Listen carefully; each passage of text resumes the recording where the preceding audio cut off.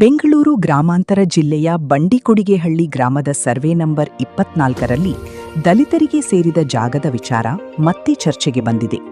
ಸ್ಥಳೀಯರ ಆರೋಪದ ಪ್ರಕಾರ ಟಿವಿಎಸ್ ರಮೇಶ್ ಎಂಬವರು ನ್ಯಾಯಾಲಯದ ತಡೆಯಾಜ್ಞೆ ಇದ್ದರೂ ಸಹ ಜಾಗಕ್ಕೆ ಅಕ್ರಮವಾಗಿ ಪ್ರವೇಶಿಸಿ ಭೂಕಬಳಿಕೆಗೆ ಯತ್ನಿಸುತ್ತಿದ್ದಾರೆ ಎನ್ನಲಾಗಿದೆ.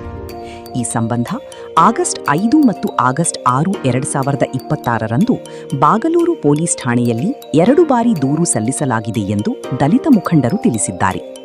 ಆದರೆ ದೂರು ದಾಖಲಾದ ಬಳಿಕವೂ ಅಕ್ರಮ ಪ್ರವೇಶ ಮುಂದುವರಿದಿದೆ ಎಂಬ ಆರೋಪವೂ ಕೇಳಿಬಂದಿದೆ.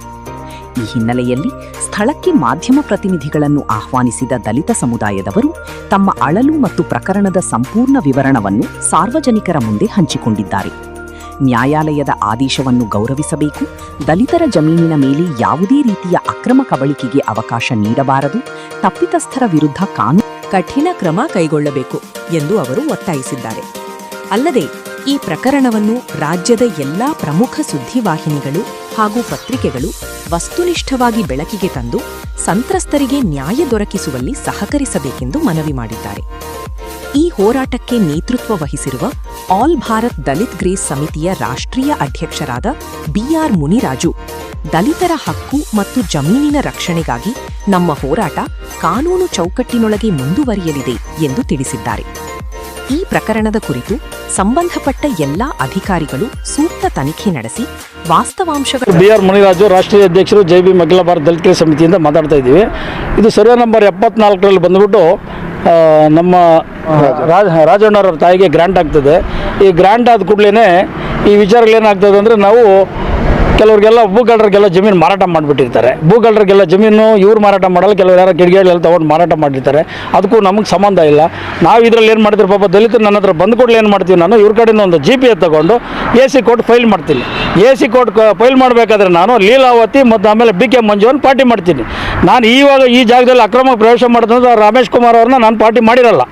ಈ ಒಂದು ವಿಚಾರದಲ್ಲಿ AC ಅವರು ಏನು ಮಾಡ್ತಾರೆ, ಈ ನಮ್ಮ ಕೇಸನ್ನು ಡಿಸ್ಮಿಸ್ ಮಾಡ್ತಾರೆ. ಏನಂತ ಡಿಸ್ಮಿಸ್ ಮಾಡ್ತಾರೆ, ಜಾಗ ಅವ್ರು ತೊಗೊಂಡೋಗಿ ಅಂತೆಲ್ಲ ಮಾಡೋದಲ್ಲಿ ಕೆಲವು ಲಿಮಿಟ್ಸಲ್ಲಿ ಇರ್ತವೆ. ಲಿಮಿಟ್ಸಲ್ಲಿ ಪ್ರಕಾರ ಇದಿರ್ತದೆ, ಇದು ಮಾಡಿ ಅಂತ. ಆಮೇಲೆ ಇವರು ರಮೇಶನ್ನು ಪಾರ್ಟಿ ಮಾಡಿ ಅವ್ರಿಗೆ ಮಾಡಿದ್ದೀವಿ ಅಂತ ಹೇಳಲ್ಲ. ಇದು ವಿಚಾರದಲ್ಲಿ ನಾನು ಈ ವಿಚಾರದಲ್ಲಿ ನನಗೆ AC ಕೋರ್ಟಿಂದ ಆರ್ಡರ್ ಆಯ್ತು ಕೂಡಲೇ, ಆಮೇಲೆ ನನಗೆ ತಡೆಯಾಜ್ಞೆ ಕೊಟ್ಟಿದ್ದು ಕೂಡಲೇ ಬಾಗಲೂರು ಪೊಲೀಸರಿಗೆ ನಾನು ಕಂಪ್ಲೇಂಟ್ ಕೊಟ್ಟಿದ್ದೀನಿ. ಸೊ ಕಂಪ್ಲೇಂಟ್ ಕೊಟ್ಟು ಸುಮಾರು ದಿನಗಳಿಂದ ನಾನು ಕಂಪ್ಲೇಂಟ್ ಕೊಟ್ಟಿದ್ದೀನಿ. ಪಾಲಿಟಿಷಿಯರ್ಗೆ ಪಿಟಿಷನ್ ಮಾಡಿದ್ದಾರೆ. ಇದ್ರ ಬಗ್ಗೆ ತನಿಖೆ ಮಾಡಿರಲ್ಲ. ತನಿಖೆನೂ ಆಗಿರಲ್ಲ, ಏನಾಗಿರಲ್ಲ. ಆಮೇಲೆ ನೋಡಿ, ರಮೇಶ್ ಅವರು ಅಕ್ರಮಗೆ ಇಲ್ಲಿ ಬಂದು ಬಿಲ್ಡಿಂಗ್ ಕಟ್ತವ್ರೆ ಸರ್ ಅಂತ ಹೇಳಿದ ಕೂಡಲೇ ನಾನು ಪೊಲಿಟಿಷನ್ ಕಟ್ಟಿದ ಕೂಡಲೇ ಆಯಿತು ಅದನ್ನ ನಿಲ್ಲಿಸ್ತೀವಿ ಅಂತ ಹೇಳಿದ್ರು. ಅದ್ರ ಬಗ್ಗೆ ತನಿಖೆ ಮಾಡಲಿಲ್ಲ. ತಿರ್ಗಿ ಆಮೇಲೆ ಏನು ಮಾಡೋರು, AC ಕೋರ್ಟಲ್ಲಿ ನಾನು ಕೇಸ್ ನಡೆದಿದೆ ಅಂದ ಕೂಡಲೇ ಕೇಸ್ ಅವ್ರಿಗೂ ಆರ್ಡರ್ ಆಗಿಲ್ಲ, ನಮಗೂ ಆಗಿಲ್ಲ. ಸರ್ಕಾರದ ವಶಕ್ಕೆ ತೊಗೊಂಡಿದ್ದಾರೆ. ಸರ್ಕಾರಕ್ಕೆ ವಶಕ್ಕೆ ತೊಗೊಂಡಾದ್ಮೇಲೆ ನಾನೇನು ಮಾಡಿದೆ, AC ಅವ್ರನ್ನ ಮತ್ತು DC ಬೇರೆ ಇನ್ನಿತರನ್ನೆಲ್ಲ ನಾನು ಪಾರ್ಟಿ ಮಾಡಿ, ಬಾಗಲೂರು ಪೊಲೀಸವ್ರನ್ನ ಪಾರ್ಟಿ ಮಾಡಿ ನಾನು ಇದಕ್ಕೆ DC ಕೋರ್ಟ್ಗೆ ಅಪೀಲ್ ಮಾಡಿದ್ದೀನಿ. ನಾನು DC ಕೋರ್ಟಲ್ಲಿ ಕೇಸಲ್ಲಿ ಪೆಂಡಿಂಗ್ ಇಡಿಸಿದ್ದೀನಿ. ನಾವು ಅಷ್ಟರಲ್ಲಿ ಈ ಅಪ್ಪನ ನನಗಾಗ್ಬಿಟ್ಟಿದೆ ಅಂತ ಹೇಳ್ಬಿಟ್ಟು ಒಂದು ಸೈಟ್ನ ಬಂದುಬಿಟ್ಟು ಇದು ಮಾಡಿ, ಈ ಅಪ್ಪನಿಗೆ ಏನಾನ ಆಗಿದ್ರೆ ಪೊಲೀಸ್ ಬಂದ್ರೆ ಬಂದು ಮಾಡ್ಕೊಳ್ಳಿ, ನಾವೇನು ಮಾಡೋಣ. ಇವ್ರು ಇಲ್ದಿದ್ರೆ ಬಂದು ಇಲ್ಲಿಗಲಲ್ಲಿ ಬಂದು ಮಾಡ್ಕೊತಾ ಇದ್ದಾರೆ. ಇದು ಕಾನೂನು ಬಾಹಿರವಾಗಿರ್ತದೆ. ನಾನು ಪೊಲೀಸ್ ಸ್ಟೇಷನ್ಗೆ 2 ಸಾರಿ ಕಂಪ್ಲೇಂಟ್ ಕೊಡ್ತೀನಿ, ಕಂಟ್ರೋಲ್ ರೂಮ್ಗೆ ಫೋನ್ ಮಾಡಿದ್ದೀನಿ. ಆಮೇಲೆ ಪೊಲೀಸ್ ಅಧಿಕಾರಿಗಳಿಗೂ ಗಮನಕ್ಕೂ ನಾನು ಹೇಳಿದ್ದೀನಿ, ಸರ್ ಹಿಂಗಿದೆ ವಿಚಾರ, ನಾನು ಇವ್ರನ್ನ ಪಾರ್ಟಿ ಮಾಡಿಲ್ಲ ಯಾವುದೇ ಕಾರಣಕ್ಕೂ. ನಾನು BK ಮಂಜು ಮತ್ತು ಲೀಲಾವತಿ ಪಾರ್ಟಿ ಮಾಡೋದು. ಆಮೇಲೆ ಸರ್ಕಾರ ವಶಕ್ಕೆ ತೊಗೊಂಡಿದ್ದೆ, ಯಾರ ಹೆಸರಿಗೂ ಇದು ಮಾಡಲಿಲ್ಲ. ಕೆಲವರು ಇವ್ರು ಏನು ಮಾಡಿದ್ರೆ ಡಿಸ್ಮಿಸ್ ಆಗಿದೆ, ಡಿಸ್ಮಿಸ್ ಅಂತ ಪೊಲೀಸ್ ಅಧಿಕಾರಿಗಳಿಗೆಲ್ಲ ಮಿಸ್ಗೈಡ್ ಮಾಡ್ತಾರೆ ರಮೇಶ್ ಅವರು. ಅದು ತಪ್ಪು. ಅದು ನಾನು ಯಾವುದೇ ಕಾರಣಕ್ಕೂ ಇವ್ರಿಗೆ ಇದು ಮಾಡೋಕ್ಕಲ್ಲ. ನಾನು ಕಾನೂನು ಚೌಕಟ್ಟಲ್ಲಿ ಹೋಗೋನು. ಈ ವಿಚಾರದಲ್ಲಿ ಬಂದ್ಬಿಟ್ಟು ನಾನು ಆಲ್ರೆಡಿ ನಾನು ರಮೇಶ್ ಅವ್ರ ವಿರುದ್ಧವಾಗಿಯೇ 3-4 ತಿಂಗಳಿಂದ ಕಂಪ್ಲೇಂಟ್ ಕೊಟ್ಟಿದ್ದೀನಿ ಪೊಲೀಸ್ ಸ್ಟೇಷನ್ಗೆ. ಅವ್ರು ಇದು ಪಿಟಿಷನ್ ಮಾಡ್ಕೊಂಡು ಇದುವರೆಗೆ ತನಿಖೆ ಮಾಡಲಿಲ್ಲ. ನಿನ್ನೆ ರಮೇಶ್ ಅವರು ಹೇಳ್ತಾರೆ, ಅಣ್ಣ ನಮ್ಮ ಪೊಲೀಸರು ನಮ್ಮನ್ನು ಕರೆದಿದ್ದೀರಾ, ನಾನು ಬಂದು ನಾನು ಮಾತಾಡ್ತಾ ಇದ್ದೀನಿ ಅಂತ ಹೇಳವ್ರೆ. ಆ ವಿಚಾರದಲ್ಲಿ ನಾನು ಭಾಳ ಕಾನೂನು ಚೌಕಟ್ಟಲ್ಲಿ ನೋಡಿ, ಪಾಪ ಬಡವರು ದಲಿತರು ನೋಡಿ, ಅಮ್ಮನ ಗ್ಯಾಂಗ್ರಿಂಗ್ ಎಲ್ಲ ಬಂದ್ಬಿಟ್ಟು ಇವ್ರ ಕುಟುಂಬರು ಇವ್ರಿಗೆ ಸೇರ್ಬೇಕಂತ ಜಾಗನ ಯಾವುದೇ ಕಡೆ ಅವ್ರೇನಾನ ಒಂದು ವೇಳೆನಾದ್ರೂ ಇಲ್ಲೇನು ಬಿಲ್ಡಿಂಗ್ ಕಟ್ಟಬೇಕಾದ್ರೆ AC ಅವ್ರ ಕಡೆಯಿಂದ ಆರ್ಡರ್ ತೊಗೊಂಡು, ಪಂಚಾಯತಿಂದ ತೊಗೊಂಡು, ಕಂದಾಯ ಇಲಾಖೆಯಿಂದ ಆರ್ಡರ್ ತೊಗೊಂಬಂದು ಪೊಲೀಸ್ ರಕ್ಷಣೆ ತೊಗೊಂಡು ಕೆಲಸ ಮಾಡಲಿ, ನಾನೇನು ಬೇಡ ಅನ್ನಲ್ಲ. ಇದು ಇಲ್ಲಿಗಲ್ ಇರೋದಕ್ಕೆ ಯಾವುದೇ ಕಾರಣಕ್ಕೂ ಮಾಡೋಕ್ಕೆ ಹೋಗ್ಬಾರ್ದು. ಈಗ 5 ಗಂಟೆಗೆ ನಾವು ಪೊಲೀಸ್ ಅಧಿಕಾರಿಗಳಿಗೆ ಹೇಳಿದ್ದೀವಿ, ಸರ್ ನಾನು ಬರ್ತೀನಿ, ಡಾಕ್ಯುಮೆಂಟ್ ತೊಗೊಂಬರ್ತೀನಿ, ಪುಟ್ಟಸ್ವಾಮಿ ಸಾಹೇಬ್ರ ಹತ್ರ ನಾನು ಮಾತಾಡ್ಕೊಂಡೆ ಬಂದು ಮೀಡಿಯಾ ಆಮೇಲೆ DCP ಸಾಹೇಬ್ರಿಗೆ ಹೇಳಿದ್ದೀನಿ, ACP ಸಾಹೇಬ್ರಿಗೆ ವಿಚಾರ ತಿಳಿಸಿದ್ದೀನಿ.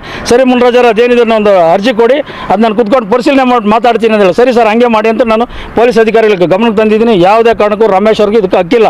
ರಮೇಶ್ ಅವ್ರು ಏನಾದರೂ ಕೋರ್ಟಲ್ಲಿ ಏನಾನ ಅವರು ಸೈಟಿಂದ ಸೈಟ್ ನಾನು ತೊಗೊಂಡಿದ್ದೀನಿ ಅಂತ ಹೇಳಿ ಧಾರಾವಾಳ ಮಾಡ್ಕೊಳ್ಳಿ. ಅದು ಮಾಡ್ಬೇಕಂಬೇಕಾದ್ರೂ ಕಾನೂನು ಉಲ್ಲಂಘನೆ ಮಾಡ್ಕೊಂಬಾರ್ದು. ಈ ವಿಚಾರ ಪೊಲೀಸರು ಅಧಿಕಾರಿಗಳಿಗೆ ಗಮನ ತಗೊಂಡು ಮಾಡ್ಕೊಳ್ಳಿ, ನಾವೇನು ಬೇಡ ಅನ್ನಲ್ಲ ನಾವು. ಸುಮ್ಮನೆ ಇಲ್ಲಿ ಬರೋದು ನಾವಿಲ್ದಾಗ ಇವತ್ತು ನಾವು ನೆನ್ನೆಯಿಂದ ಕೋರ್ಟಲ್ಲಿ ಇದ್ದೀನಿ ನಾನು ಇಲ್ಲಿ ಕೆಲಸ ಮಾಡೋಕೆ ಇದು ಮಾಡೋ ಕೋರ್ಟ್ ಬಿಡೋದು ಅರ್ಧ ಬರೋದು ಈಗ ಕೋರ್ಟ್ಗೆ ಒಂದು 3 ಗಂಟೆಗೆ ನಾನು ಕೋರ್ಟ್ಗೆ ಹೋಗಬೇಕು. ಯಾಕಂದರೆ ನಾವು ಬಾಬಾ ಸಾಹೇಬ್ ಅಂಬೇಡ್ಕರ್ ಬರೆದಂಥ ಸಂವಿಧಾನದ ಅಡಿಯಲ್ಲಿ ನ್ಯಾಯ ಪ್ರಕಾರ ನಾನು ನಡೀತೀನಿ.